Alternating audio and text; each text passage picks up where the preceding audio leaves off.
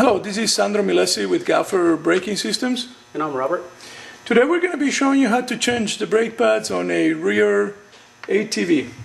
We're using a TRX 250, but the sequence is always the same. The first thing we're going to have to do is we're going to take the caliper out, and then we're going to remove the brake pads from the stock caliper.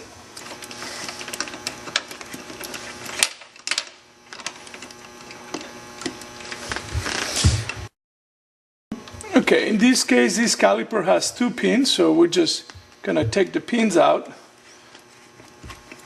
This might be also a good time to do a little bit of house cleaning. You might want to get a little rag and clean the pins. They have a little bit of brake dust, sometimes a little bit of wear. If they're seriously worn out, you might want to just replace them. They're not that expensive. Taking the pins out, Robert has loosened up the caliper, so we just remove the caliper slowly and take the brake pads out. Now, same thing goes here. If your pistons are very dirty, then you want to get a little bit of a toothbrush and a brake clean and just simply clean around them. How do you know if your pistons are very dirty? I mean, you're only seeing part of it. You can go ahead and you can pump on the brake lever a little bit and your pistons will come out.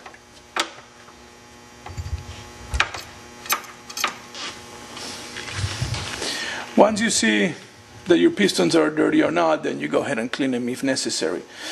Do remember, you got to push the pistons back down. Okay. The pistons pushed all the way in. If your pistons are not pushing in easily with your hand, you can always use a screwdriver and just perch down, you know. But once the pistons are all the way down, you're going to go ahead and put the new brake pads on. Put the pins back on the system.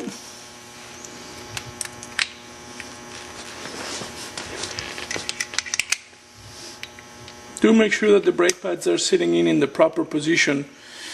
This is one of the big things about changing brake pads, is that we don't want to rush ourselves and we want to make sure that we're putting it all right back where it belongs.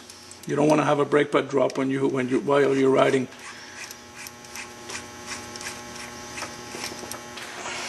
Okay. Now, your brake pads might be not allowing you to go back onto the rotor.